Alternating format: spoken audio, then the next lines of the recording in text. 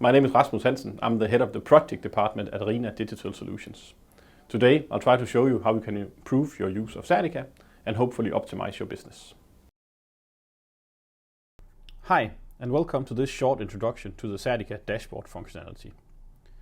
The dashboards in Certica can be used for a lot of different things. It can be used to show analysis of data, but it can also show KPIs that can be used as an interaction point for daily users of the system.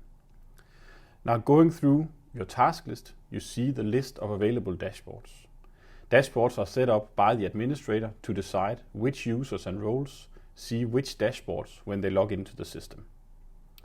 The dashboard should give you an easy overview of all of your data across Certica and make sure that certain roles focus on what is important to them. Now, Certica comes with a built-in designer, and we even offer integration to Microsoft Power BI to enable the use of dashboards from that system into Certica. If you'd like to learn more about Certica and our modules, visit our website.